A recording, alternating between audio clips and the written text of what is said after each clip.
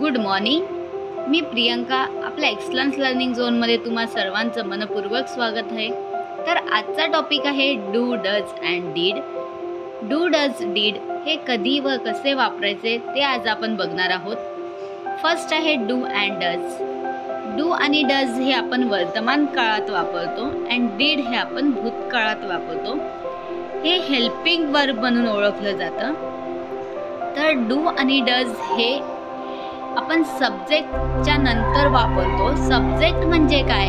जसं की I, we, you, he, she, it, they हे सब्जेक्ट आहेत. अदरवाईज मुलीचं नाव, मुलाचं नाव. I, we, you, he, she, it, they हे आपले सब्जेक्ट आहेत, मीन्स कर्ता आहे. त्यानंतर आपण helping verb do, does, did, anyone त्याचा यूज करतो. तर आय, वी, यू, दे नंतर आपण नेहमी डूचाच वापर करतो. अनेक वचन असताना आपण डू वापरतो अँड एक वचन असताना आपण डजचा वापर करतो. सेम ही, शी, इट असताना आपण डज वापरतो किंवा एखाद्या मुलाचं, मुलीचं नाव असताना त्यानंतरही आपण डजचाच वापर करतो. बट आय हे अपवाद आहे की त्यानंतर आपण डूचाच वापर करतो नेहमी. डीड प्रत्येक सब्जेक्ट्स नंतर आपण डीड असताना डीड सिंग्युलर असू दे अदरवाईज प्लुरल फॉर्ममध्ये असू दे आपण डीडचाच वापर करतो. तर या टॉपिकमध्ये आपण 3 सेंटेन्सेस बघणार आहोत. Simple sentence means positive sentence, negative sentence and question making sentence. या 3 टाईपमध्ये आपण आज डू, डज, डीडचे सेंटेन्सेस बघणार आहोत. तर फर्स्ट सेंटेन्स आहे डू अँड डज. मला पिझ्झा आवडतो मीन्स आय लाईक पिझ्झा. हे बोलताना आपण डूही नाही वापरलं, डजचाही नाही यूज केला. I like pizza. हेच तुम्हाला म्हणायचंय मला पिझ्झा आवडत नाही. वर्तमान काळात आपण बोलतोय सो आय यूज केलाय म्हणून डू वापरला. बट नेहमी नॉट नाही, नकारार्थी वाक्य बोलायचंय तर हेल्पिंग वर्ब नंतर कायम आपण नॉटचा यूज करतो. I do not like pizza. Otherwise असंही बोलू शकतो I don't like pizza. Same मला पिझ्झा आवडतो का? क्वेश्चन विचारायचं आहे आपल्याला, मला पिझ्झा आवडतो का? क्वेश्चनार्थी आहे. सो त्याआधी आपण डू हे फर्स्ट लिहितो. कधीही हेल्पिंग वर्बचा यूज आपण पहिले करतो, त्यानंतर सब्जेक्ट येतो अँड मग रिमेनिंग सेंटेन्स लिहितो. So do I like pizza. मला पिझ्झा आवडतो का? Do I like pizza. अशा 3 पद्धतीने आपण डू, डज, डीड लिहितो. सेम सेकंड क्वेश्चन बघूया. मी टी शर्ट मध्ये छान दिसते. वर्तमान काळात क्वेश्चन आहे. So I look good in T shirt positive sentence आहे. सो इथे डजही नाही वापरलं, डूही नाही वापरला. I look good in T shirt हेच आपल्याला नकारार्थी बोलायचं असल्यावर मी टी शर्ट मध्ये छान दिसत नाही. I do not look good in T shirt. I use केलाय सो आपण डूचा वापर केला. डू नंतर नॉट यूज केला. कधीही हेल्पिंग वर्ब नंतरच नॉट वापरायचा आणि मग रिमेनिंग सेंटेन्सेस जसं तसं आपण लिहितो. I do not look good in T shirt. Same आपल्याला हेच क्वेश्चन बनवायचं आहे की मी टी शर्ट मध्ये छान दिसते का? सो यावेळी आपण डू और डज हे पहिले वापरलं. इथे आय वापरलेला आहे. सो मी म्हटलं आहे आयचा यूज केलेला आहे, त्यामुळे आपण डू हा फर्स्ट लिहिला. तर इथं ही असतं तर आपण डज वापरला असता. Do I look good in T shirt.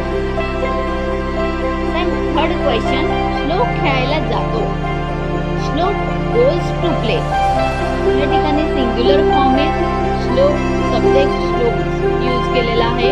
एका मुलाचं नाव आहे सो आपण गोज, त्यावेळी आपल्याला इथे डज वापरतो. सेम आपण ईएसचा यूज केलेला आहे. श्लोक गोज टू प्ले. डू वापरला असता तर गो बोललं असतं, पण आपण इथे डजचा यूज करतोय. सो वर्बला, मेन वर्बला आपण ईएस वापरला. श्लोक गोज टू प्ले. श्लोक खेळायला जात नाही. Shlok does not go to play. Does नंतर नेहमी नॉट वापरलं. देन क्वेश्चन मार्क असताना क्वेश्चन विचारायचा आहे, श्लोक खेळायला जातो का? Does Shlok go to play? Does आपण पहिले वापरला फर्स्टला, देन सब्जेक्ट वापरला आणि मग verb and main remaining sentence. Does Shlok go to play? आपण डीड बघूया. ऑल सब्जेक्ट सोबत आपण डीड हे हेल्पिंग वर्ब वापरतो. तर subject I, we, you, he, she, it, they यापैकी एखादं असू शकतं किंवा एखाद्या मुलाचं नाव, मुलीचं नाव. त्यानंतर आपण डीडचाच यूज करतो कारण हे सिंगल हेल्पिंग वर्ब आहे. सो आपण डीड हे भूतकाळात वापरतो. पण सेंटेन्सेस बघूया. मी तेथे गेली हे सेंटेन्स भूतकाळात वापरले गेलेलं आहे. मी तेथे गेली, बट येथे डीड न वापरता आयचा यूज केलेला आहे. सो वेंट आपण वर्ब, मेन वर्बचा आपण सेकंड रूप घेतलं, सेकंड फॉर्म आपण वापरलेला आहे. I went there. गोचं सेकंड फॉर्म आहे went. So I went there. मी तेथे गेली. मी तिथे गेली नव्हती. I did not go there. Same did नंतर हेल्पिंग वर्ब नंतर आपण नॉटचा यूज केलेला आहे. रिमेनिंग सेंटेन्सेस लिहिलेलं आहे.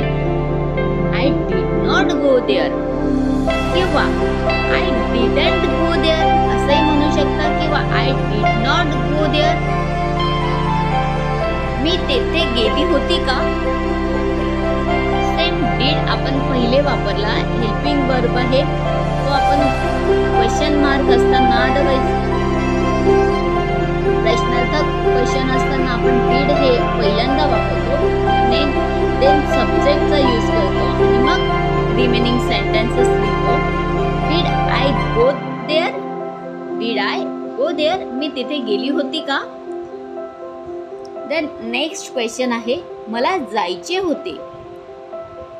I wanted to go. ते आपण सेकंड फॉर्म घेतला. I wanted to go. मला जायचे होते, मला जायचे नव्हते. I didn't want to go किंवा I did not want to go.